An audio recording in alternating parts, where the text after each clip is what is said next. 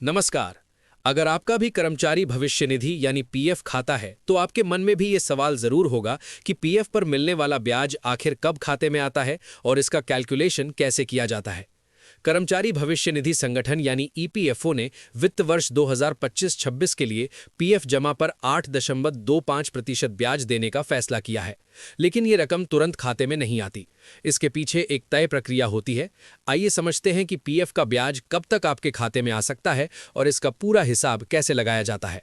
सबसे पहले ये समझना जरूरी है कि पीएफ ब्याज सीधे तय होते ही खाते में ट्रांसफर नहीं किया जाता। इसके लिए 3 अहम चरण पूरे होने होते हैं। सबसे पहले ईपीएफओ का सेंट्रल बोर्ड ऑफ ट्रस्टीज यानी सीबीटी किसी वित्त वर्ष के लिए ब्याज दर तय करता है। इसके बाद इस फैसले को केंद्र सरकार के पास मंजूरी के लिए भेजा जाता है। जब केंद्र सरकार अंतिम मंजूरी दे देती है तभी ईपीएफओ सभी सदस्यों के खातों में ब्याज ट्रांसफर करने की प्रक्रिया शुरू करता है। फिलहाल 2025-26 के लिए ब्याज दर तय करने का पहला चरण पूरा हो चुका है, लेकिन अभी सरकार की अंतिम मंजूरी बाकी है। पिछले वर्षों के अनुभव को देखें तो ये मंजूरी आने में आमतौर पर 2 से 3 महीने लग सकते हैं।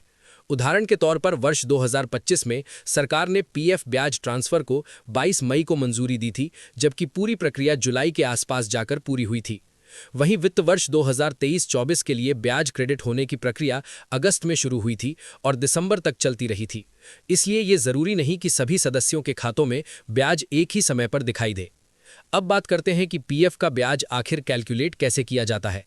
ईपीएफ स्कीम 1952 के नियम 60 के तहत इसकी गणना का तरीका तय किया गया है।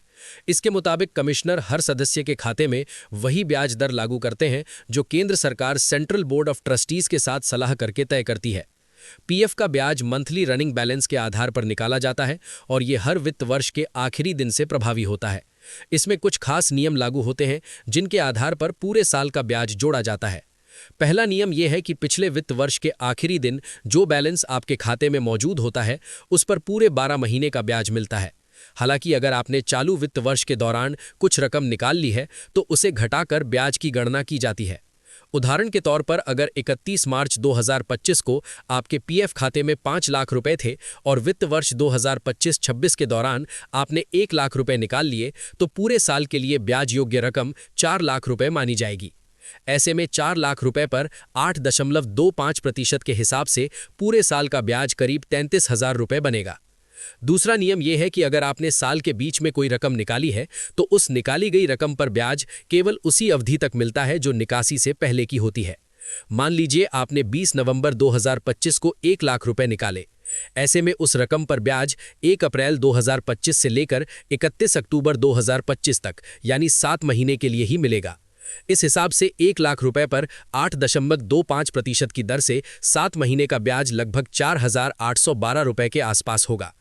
तीसरा नियम यह है कि अगर साल के दौरान आपके पीएफ खाते में नई रकम जमा होती है तो उस पर ब्याज जमा होने के अगले महीने की पहली तारीख से लेकर वित्त वर्ष के आखिरी दिन यानी 31 मार्च 2026 तक यानी 11 महीने के लिए मिलेगा। ऐसे में 20,000 रुपए पर 8.25% की दर से करीब 1,512 रुपए के आसपास ब्याज जुड़ जाएगा।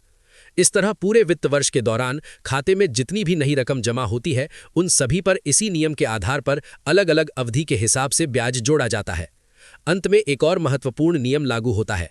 कुल ब्याज की राशि को नजदीकी पूरे रुपए में राउंड ऑफ किया जाता है।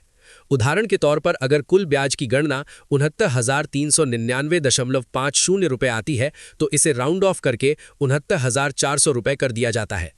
कुल मिलाकर पीएफ का ब्याज मंथली बैलेंस के आधार पर एक तय प्रक्रिया से कैलकुलेट किया जाता है और सरकार की अंतिम मंजूरी मिलने के बाद ही ये आपके खाते में ट्रांसफर होता है।